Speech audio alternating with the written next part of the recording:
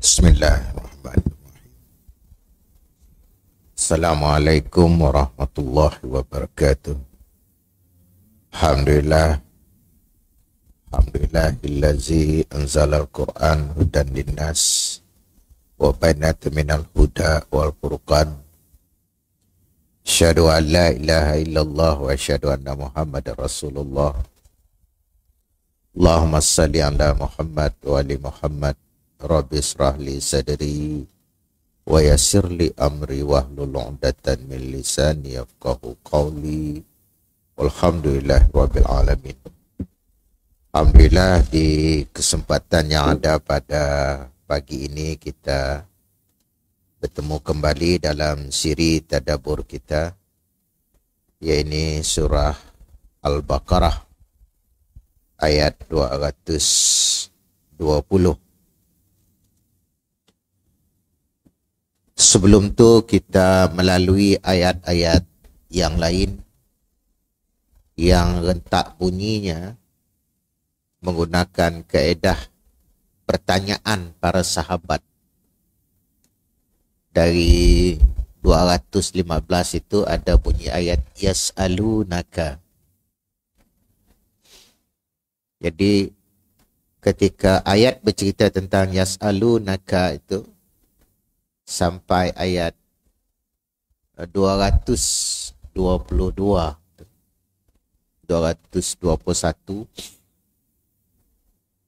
itu adalah persoalan para sahabat bertanya,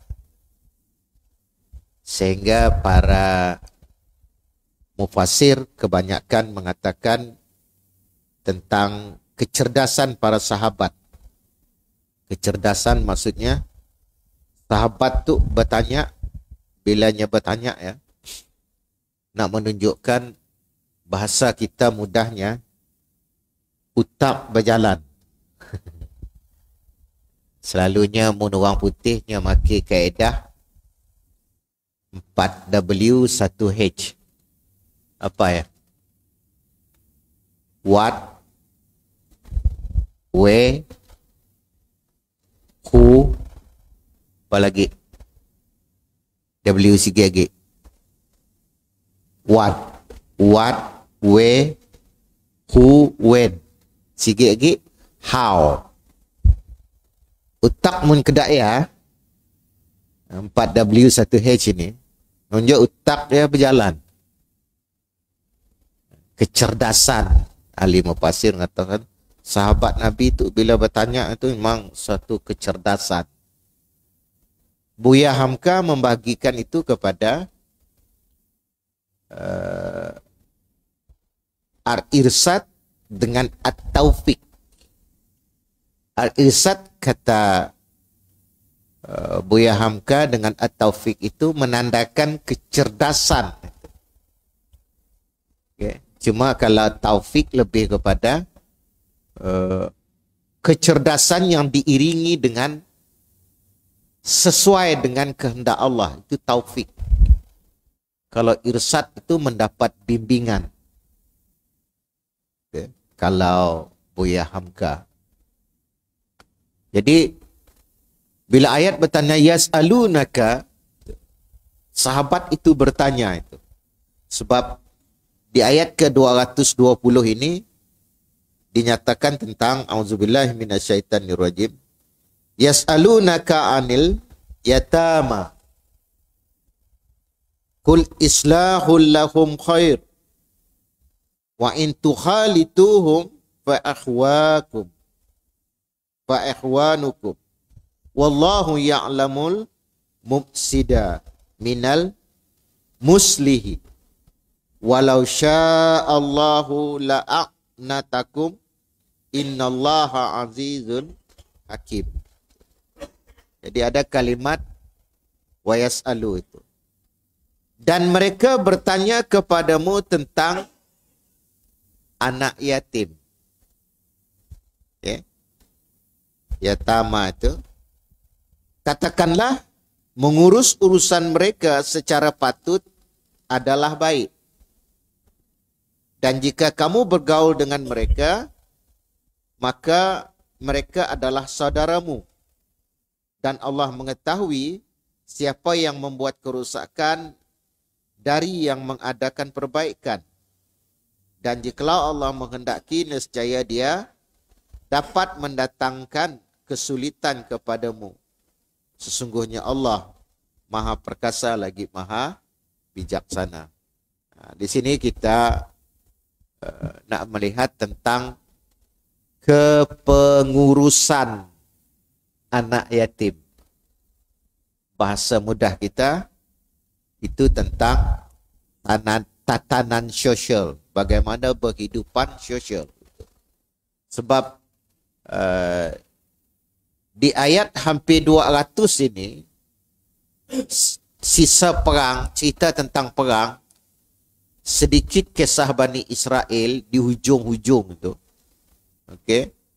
211.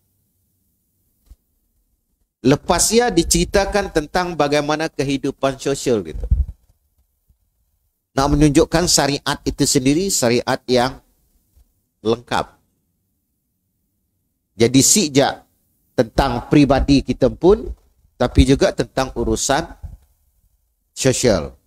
Maka kalau kita lihat bagaimana pandangan para mufassir tentang ayat ini, ketika kita memetik pandangan As-Sa'di di dalam tafsiran beliau, di mana beliau mengatakan kaum muslimin merasa berat ketika merasa berat akan hal itu, lalu mereka bertanya. Sebab tadi dikatakan sesungguhnya orang yang memakan harta anak yatim secara zalim, sebenarnya mereka itu menelan api neraka sepenuhnya perutnya, dan mereka akan masuk ke dalam api yang menyala-nyala. Itu kalau dihubungkan dengan surat An-Nisa. Ayat An-Nisa ayat 10 itu. Jadi ayat ini kita hubungkan dengan surah lain tentang kepengurusan. Tadi umum 220. Kita detailkan di surah An-Nisa ayat 10. Sesungguhnya orang yang memakan harta anak yatim secara zalim, sebenarnya mereka itu menelan api sepenuh perutnya, dan mereka akan masuk ke dalam api neraka yang menyala-nyala. Dan para sahabat bagaimana hal tu? Nak tanya. Baik, itu tajuknya adalah kepengurusan harta anak yatim itu. Kaum muslimin merasa berat akan hal itu, lalu menjauhi makanan mereka dari makanan anak-anak yatim, kata Sa'di dalam tafsir beliau. Walaupun hal seperti ini biasanya tercampur hingga mereka bertanya kepada Nabi. Ni raya. Kan kita juga pernah saya isukan tentang ada bercampurnya dengan anak yatim. Hati-hati. Sebab itu saya secara pribadi kadang-kadang bertanya bila ceramah di tempat anak yatim, tu bajet apa? Bajet apa? Kadang kita ceramah kita diberi juga. Ni raya tu. Okay. Kuatir tercampur. Sebab ancaman ayat An-Nisa 10 itu keras. Lalu Allah mengabarkan kepada mereka bahawa maksud ayat ini adalah memperbaiki harta anak yatim, iaitu dengan cara menjaga, memelihara, dan investasikannya. Okay. Jadi ada urus takbir. Okay. Urus takbir. Sebab menjaga satu. Atau keluarga yang meninggal. Ada adik dalam cerita, Nabiak lagi kecil. Hanya si pandai. Ngurus getah. Tapi Islam ngatur. Macam ni tu. Sebab dia termasuk dalam golongan asnaf. Tapi nanti akan mewarisi harta keluarga. Saya sih tahu dalam agama lain ada sih tata kelola seperti ini. Itu saya kata Islam tadi komplit ketika mengatur. Dan kerana itu menyangkut keimanan, kerana itu nanti ayat-ayat lain yang bercerita jangan campurkan yang hak dengan yang batil. Di situ tata kelola ini sendiri ada di dalam agama kita. Tidaklah saya sih mendalami yang nanti Bible dalam Taurat adakah menyangkut soal itu. Tapi Islam memang cukup unik. Jadi memelihara satu, yang kedua memelihara dan menginvestasikan. Macam ni nya mundi jadi modal bisnes. Kan akan jadi isu. Kan harta anak yatim. Jadi kita investkan. Dapatlah keuntungan. Gini hukum. Ya maksudnya. Gini hukum. Dan bahawasanya mencampur adukkannya dengan makanan atau selainnya adalah boleh dalam konteks tidak memudaratkan anak yatim tersebut. Artinya, mun diinvestasikan sampai kepada kerugian. Memudaratkan. Mana kaedah dipakai itu? Memudarat ke si? Kita kadang-kadang cerita mudarat tu, ceritanya adalah cerita untung rugi. Sebab itu sebahagian pandangan kita yang main di bok kaca, ada patung. Sia ada main untung rugi sih. Rasa-rasa ada untung rugi sih. Ada. Jadi saya sih nak hukum lah. Nanti tanya di pejabat muti. Tolong fikirkan kalau dapat elak. Saya sih nak menghukum. Elakkan. Sebab confirm koinnya kita beli. Duit nak? Mesti dapat? Apa cerita?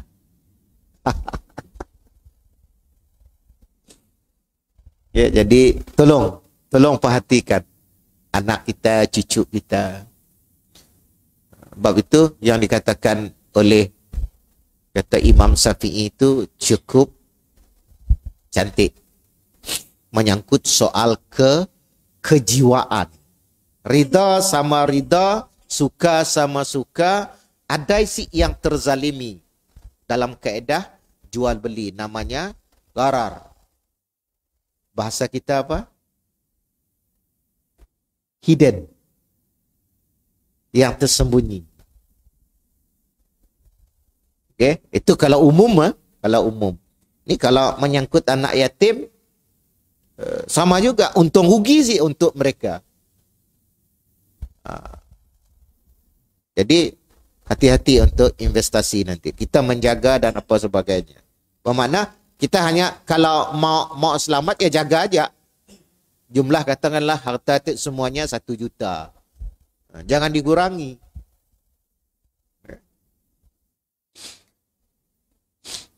Kerana mereka adalah saudara kalian juga. Dan sudah menjadi hal yang dimaklumi bahawa saudara itu bergaul dengan saudaranya. Sebab dalam ayat ini diletakkan tentang kalimat ikhwan. Dikatakan wa in tuhalituhum fa ikhwanukum. Dan jika kamu bergaul dengan mereka, maka mereka itu adalah saudaramu. Bagaimana ayat lain kelak madah. Innamal mu'minuna ikhwakun. Gunya orang-orang beriman itu bersaudara. Macam kita sekarang. Kita akan datang si ditanya mazhab apa. Kita akan ditanya siapa saudaramu. Kita akan ditanya parti apa kita. Oh, kami itu Permas. Kita Fajar contohlah. Bukan anak Permas dengan Fajar ni si. Allah sih tanya ya. Yang Allah tanya, siapa saudaramu seiman? Okay. Kalau dihubungkan dengan hadis ini. Jadi, kalau mereka saudara kita, dianggap. Jadi, kata orang Melayu, madah tercubit paha kanan, terasa paha kiri. Nah ni dulu, kiri ke kanan? Mana-manalah, takut perumpamaan saya salah. Cubit paha kiri, terasa paha kanan, atau cubit paha kanan, terasa paha kiri. Macam perumpamaan badan. Okey. Sakit gigi, nak lain rasa sakit semua. Sampai ke sakit hati, wah. Pusat tengiau, kita sakit gigi. Nyumpah juga, sempat juga nyumpah pusat. Oh, gigi kita sakit tengiau. Pandai sakit hati ya. Okey. Jadi panas badan sikit, badan panas, lemah senyawa, hilang mood. Maksudnya apa? Ini ada impak semua. Seterusnya, ayat ini tidak mencampur adukkan makanan dan selainnya, boleh dalam konteks tidak memudaratkan anak yatim tersebut kerana mereka saudara kalian juga dan sudah menjadi hal yang dimaklumi saudara itu bergaul dengan saudara yang lain. Yang menjadi patokan dalam hal itu adalah niat dan perbuatannya. Kembali lagi. Apa niat kita jaganya? Apa niat kita ngurusnya? Sebab ketika kita mengurus takbir anak yatim, Nabi dengan isyarat tangan madah ke datuk. Ana wakafilul yatim fil jannah hakadha.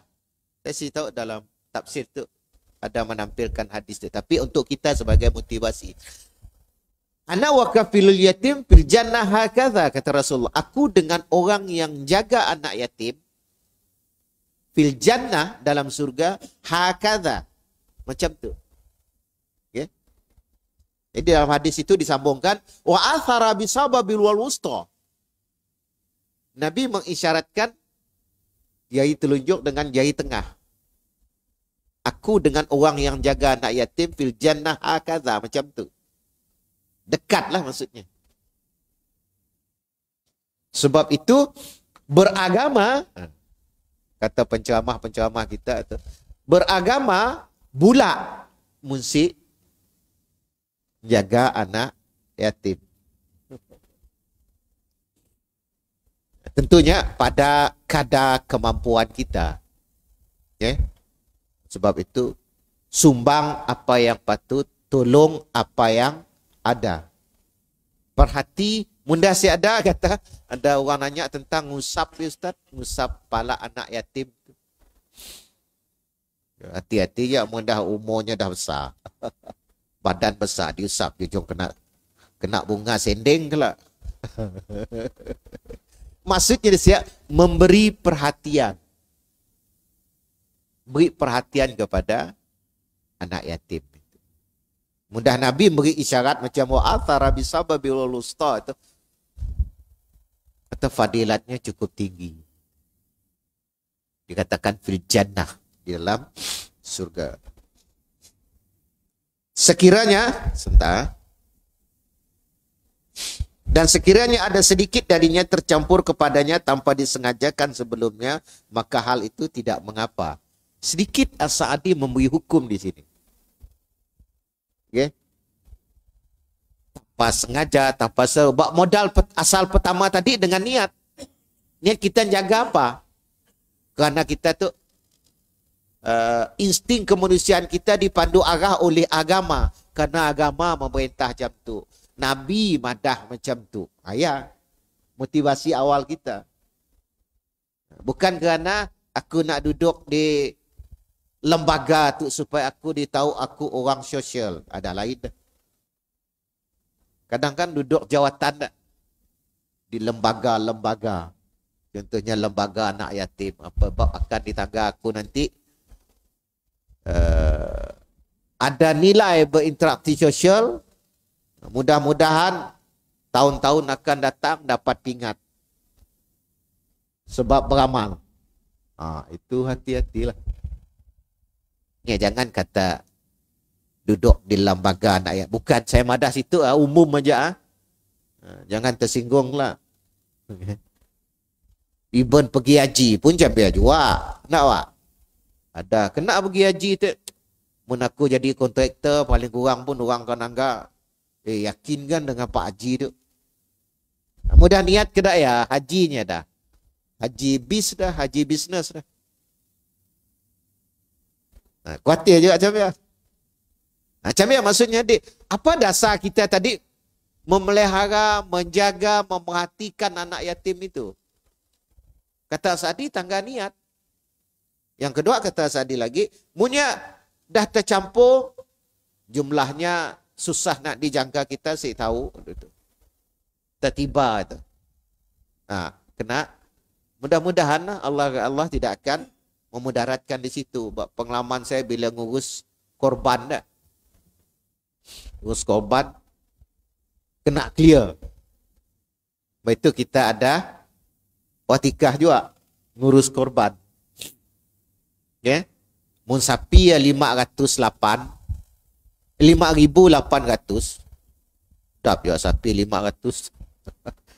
5,800. Terus kita beritahu. Kita minta 200 admin. Yang 200 saya kena clear. Saya ada sembunyi. 200 ya, dan jangan rasanya terzalim, kita si mampu ya. Tentu orang korban saya ada cerita kalau setakat 4,800 diminta 200 jadi 5,000 contoh, maka 200 ya untuk apa? Ya, yang urus korban dah tahu dah. Kembes nanti, tali nanti, orang makan minum nanti. Saya dah pengalaman. Pernah sampai 32, 33 ikut. Aduh. Di waktu COVID walaupun hanya 6 ikut. Kambuhnya ya Allah.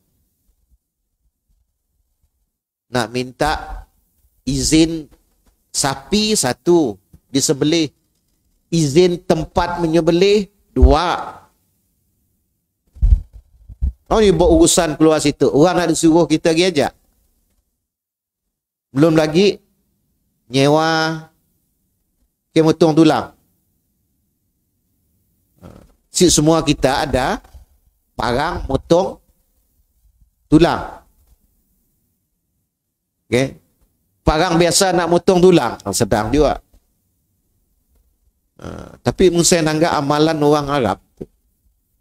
Orang Arab ni dekat sambung tulang ya.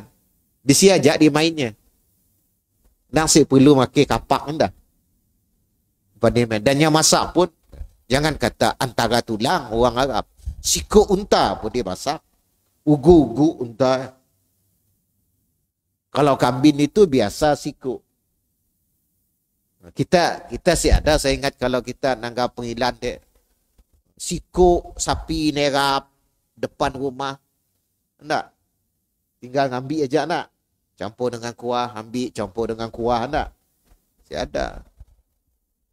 Manok kita pun, kalau orang Arab, paling kecil pun pecah 4. Manok, paling kecil. Kita tak tahu, tetap berapa. Okay, mun saya tu, terus terang, kita dulu, baru berhidup kata orang, oh kakak di belakang. Baru berhidup, beranak ya. Tetap kecil-kecil, anak banyak. Munisi sekali masak aja manok sikut. Dia potong kecil-kecil. Okay. Jadi ini menyangkut soal nanti ada kecampuran kita di dalam kepengurusan harta. Dan kembali kepada niat tadi, maka pastikan niat kita memelihara mereka supaya nanti nak menepati citra aku dengan orang yang memelihara anak yatim itu dekat seperti jari tengah dan jari telunjuk. Wa asyara bisababil wal wusta.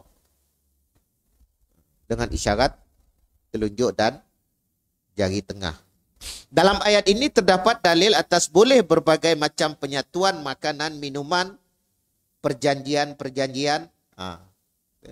Mungkin kita jaga ada perjanjian-perjanjian di pola. dan lainnya sebagainya. Keringanan ini merupakan kasih sayang Allah. Sahabat bertanya, takut. Sebab itu dikatakan bijak. Sahabat ini bertanya, yas'alunaka. Bertanya tentang cara ngurus anak yatim ini. Ilmu kepengurusan. Maka kita di zaman tu dah jadi lembaga-lembaga. Okey. Itu saya sih tahulah. Nanti boleh lebih pakar bidang tu Ustaz Salih Hamdin. Sebab nyenang mengurus di sia. Dannya pun orang yang tahu. Orang yang tahu. Sebab ianya duduk di sia. Yang kedua, nyenang ada jiwa anak. Jiwa penyayang. Itu bagi saya Ustaz Salih Hamdin, kalau sepanjang bergaul dengannya tu, orang yang memati anak-anak dan para remaja, kuat jiwanya, boleh berhadapan dengan perangai nak biar. Aduh, kami orang madah angkat tangan, mau jenis aku bapak biar ditampar. Kami orang lah. Nya tahan. Oh, tahan jiwa. Si semua orang. Sebab yang disebut bapak besar. Itu keistimewaan Ustaz Salih itu. Salih Hamdin. Keringanan ini merupakan kasih sayang Allah. Artinya mau bercampur sedikit yang kita sedar, sengaja, tanpa terniat. Untuk bahasa hukum. Asyik jadi masalah. Merupakan kasih sayang Allah dan kebaikannya. Serta kelapangan bagi kaum muslimin. Dan bila tidak demikian, maka seandainya, bab ada kalimat itu, Allah menghendaki nescaya dia dapat mendatangkan kesulitan bagimu. Allah boleh menentukan apa saja. Contohnya apa? Karena kita memelihara anak yatim, Allah bagi keberkahan kehidupan kita. Contoh. Mungkin Allah nak menyusahkan juga, boleh-boleh saja. Okay?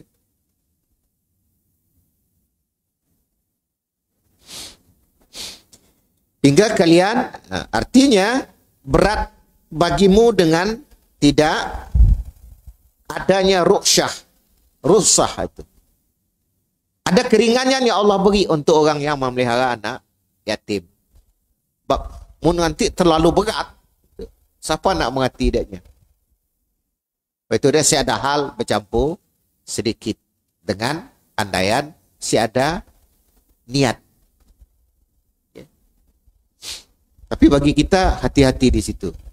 Paling kurang itu jangan sampai bercampur harta anak yatim dengan ini. Dan kita itu kalau berurusan pun sama jadi tadi saya kata. Ngambil senang, tidak ya aja. Kalau korban, atau duit admin, tu duit korban, tu nang anak yatim, contoh, tu duit kita ngurus. Jadi clear, duit pengurusan si sama dengan duit yang milik, totally milik anak yatim. Kalau kita mau supaya si tercampur aduk. Tapi nanti ada aja bila majlis makan, kan soalan timbulnya.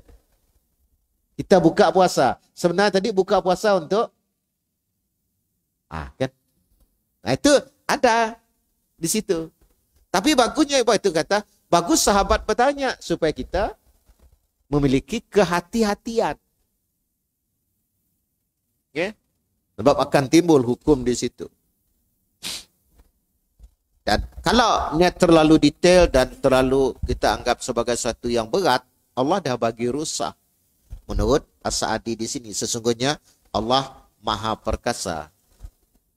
Maksudnya, dia memiliki kekuatan yang semuanya dan pemaksaan terhadap segala sesuatu. Akan tetapi, walaupun demikian, dia juga hakim, maha bijaksana.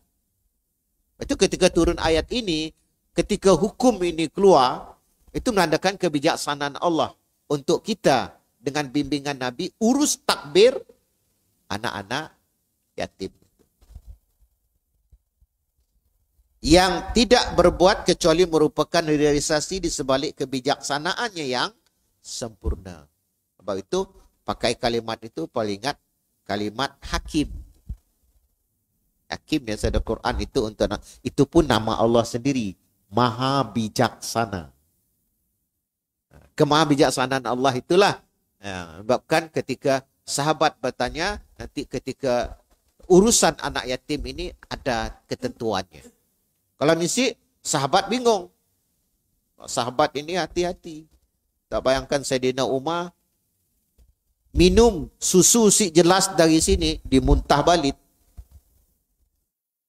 Si clear susu dari sini. Pembantunya orang madah dengannya. Ada dari apa? Si clear, korek. Sifat menjaga.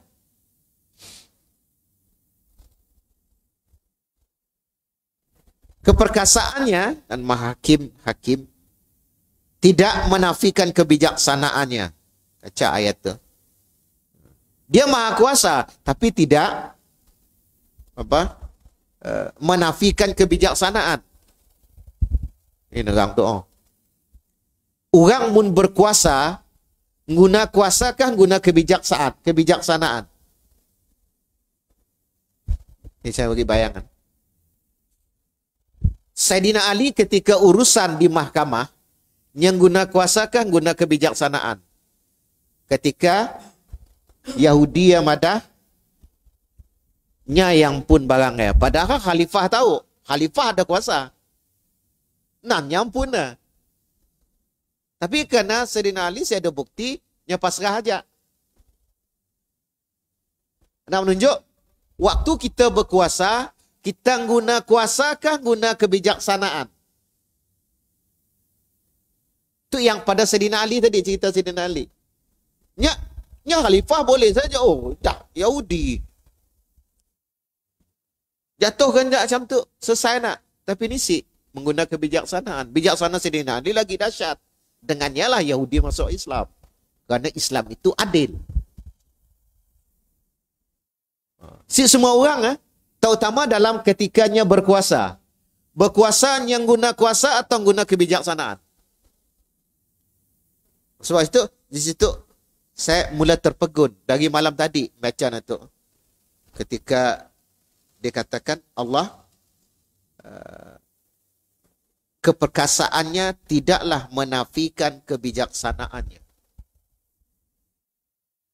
Kalau Allah nak madah AA lah, BB lah. Tapi rupanya situ ada rahsia. Sehingga dalam tafsir lain juga dikatakan bahawa dari segi keperkasaan dan kebijaksanaan ini timbulnya hikmah-hikmah. Rahsia-rahsia di sebaliknya. Macam saya cerita kepada kita tentang kena Allah engkah hidung di depan. Kena telinga di tepi. Ya, kuasa Allah lah. Ya, tapi di situ kebijaksanaannya. Tahu dik, kena telinga ke situ. Dulu kita bahas. Supaya gelombang bunyi 360 darjah masuk. 360 darjah, kata orang sound effect, namanya surround. Itu kena orang pakai earphone kah dua-dua. Dengar bunyi. Sedap sih. Cuba buka sebelah. Bunyi juga tapi bercampur dengan gelombang lain. Allah cipta tu semua tu. Sebab itu nanti harmoninya bunyi itu. Sebab Allah berkuasa mencipta, Allah bijaksana mengurus, mengatur itu. Itu mudabbir. Yang mengurus takbir. Baik itu Rob itu di antara artinya itu yang mengurus takbir. Kena hidung dikasih itu supaya sebelum barangnya masuk dalam mulut di-scan oleh hidung. Sebab ketika jauh yang scan apa? Mata. Tak nyaman je gaya ya. Nerap je terubuk ya. Tunggu dulu. Ada last scan. Apa? Hidung. Bila dah datang situ, rupa nyaman tapi terubuk tu. Dah 2 bulan lebih dah. Mun si ada dengan 5 tu. Lain rasa tu. Tak? Rupanya terubuk buntu. Tapi bagi saya mun terubuk buntu saya ada masalah. Wah. Tahu buntu wah. Buat kita kadang-kadang cari juga birang buntu. Okey, ikan gonjeng buntu mau digoreng. Nah, lidah kita lah sama juga. Kalau dah lebihnya lagi akan jadi usip. Tak? Akan jadi jaluk, usip, pekasam. Itu dia beradiknya. Muka dimahnya buntu. Nak biar asyik tahu lah kata buntu. Kerana tidaklah dikatakan bahawasanya apa yang dikehendaki akan dilakukan baik sesuai dengan hikmah. Okay? Kerana tidaklah dikatakan bahawasanya apa yang dikehendakinya akan dilakukannya. Jadi itu nak menunjuk kekuasaan Allah. Okay? Baik sesuai dengan hikmahnya maupun tidak. Terkadang kita sih dapat menjangkau kehendak Allah. Sebab itu kadang-kadang berlawan dengan hati kehendak Allah. Maunya aku macam tu. Tiba-tiba Allah tentukan tu. Itu kuasa Allah. Tak? Macam saya tu. Mau saya sih mau rendah pendek macam tu nak. Si je mau rambut berdiri nak. Saya rambut berdiri wak. Buat pusal dua. Ya mau cicak mangga ya. Takut. Sesat. Entam boleh pusal dua. Buat rambut berdiri. Okay. Rupa semua itu ciptaan Allah ada rahsia di sebaliknya. Okay. Apa aja lah. Kita nanti kena kita hitam, kena kita putih, kena rambut bergolong. Itu ada rahsia tersendiri. Itu menunjuk kekuasaan Allah. Allah nak cipta kita nego lah. Allah nak cipta kita mata kita sepit. Hak Allah lah, kuasa Allah lah. Kita tu yang celang. Jangan nganak orang sepit. Ilah je sepit mata kau. Macam kita nganak bangsa lain tak. Untuk nak jenis mata sepit, tu jenis bangsa tu. Jangan kita nganak. Sebabnya sepit bukan urusannya. Contoh je lah. Saya si ada resis. Pula Cina tu sepit mata tu. Mungkin kita nganak sepitnya boleh nganak kita juga. Memang aku sepit mata. Tapi ekonomi aku celang. Nak kena anak kita. Mata sepit, ekonomi celang. Yang orang Melayu mata celang, ekonomi sepit. Kan? Si boleh kita nganak. Soal fizikal seseorang nak. Si sepit dia nak. Ia urusan Allah. Kebijaksanaan Allah menentukan. Demikian juga hukum-hukumnya bahagian daripada hikmahnya. Ada di sebalik hukum-hukum tersebut. Dan ketika sahabat bertanya itu, sahabat rasa berat. Tapi bila keluar hukum, rupanya ada rukhsah, keringanan yang diberi oleh Allah pada hukum menjaga anak yatim. Allah tidak menciptakan sesuatu makhluk pun dengan sia-sia. Akan tetapi pasti memiliki hikmah. Baik dia kita ketahui maupun tidak. Itu saya kata tadi. Ada rahsia semua itu. Kadang-kadang kita sih tahu. Selalu saya cerita nak. Kena saya sih kahwin dengan tembang lama saya. Rupanya ada hikmah. Dah puluh tahun tu baru tahu nak. Mau kita bertemu tembang-tembang lama kita nak. Anda kata aku jadi dengannya. Saya madah mun anda kata saya jadi dengan nyawa. Memang berkikis bulu betis. Dah di bibirnya aja dah 3 round. Di pipinya tu lagi ada undercoat indah nak. Ni saya sih dengan anak orang puan lah. Kata bila saya bertemu, ya Allah, harap aku tu kereta suara buruk. Nasib si jadi dengan, menjadi dengan nyanyi tu jenis. Kancil tolak, rusak tolak, answer, baru mau. Dan yang inginnya bagong kan. Yang besar sikit kan. Okay, bagong kini tu apa? Paling nisik pun FJ nak. FJ, Hammer, Honda. Muka Ustaz Sebini ni kita B20. Ni dapat. Zaman Najib muka berib. Allah juga tidak mensyariatkan atas hamba-hambanya sesuatu yang terlepas daripada hikmah. Ada rahsia di sebalik itu. Cuma kita kadang-kadang sih dapat baca. Adalah bahasa kita adalah hikmahnya. Sebab itu kita kembali kepada percaya kepada qada dan qadar. Maka kita nak habiskan. Maka tidaklah Allah memerintah sesuatu kecuali yang memiliki kemaslahatan yang total atau yang lebih besar. Dan tidak pula dia melarang kecuali dari yang dia miliki yang memiliki kemudaratan yang total. Artinya sini suruhan, larangan, cegahan itu ada rahsia. Tinggal kita mampu sih mencari hikmah. Allah nyuruh semayang, apa rahsianya? Allah melarang judi, apa rahsianya? Ada. Dan ketika Allah menyuruh dan melarang, kepentingan Allah sih ada. Kita sih semayanglah. Apa ada impak dengan Allah? Tidak. Kita maksiat dengan Allah. Apa ada impak dengan Allah? Tidak. Sebab itu surah Isra itu mengatakan, in asantum li anfusikum. Jika kamu berbuat kebaikan, kebaikan untuk diri kamu sendiri. Niat ajak kena Allah, tapi menyangkut soal perbuatan aku, untung rugi kamu pun tanggung, bahasa kita. Allah siada impak, bahasa untuk ukuran kita. 1 hun pun Allah siada impaknya. Saya cerita, ada lagi lebah hun tak? Makai hun nambiak cerita. Bahasa hun tu siada nambiak nak. Kita makai berapa hunnya. Oh, dah halus berapa hun.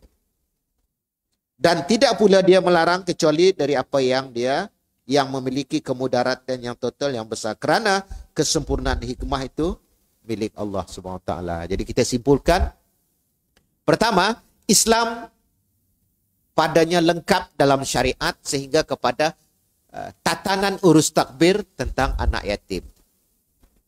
Yang kedua, bagaimana Allah untuk kita ini sendiri diberitahu tentang hak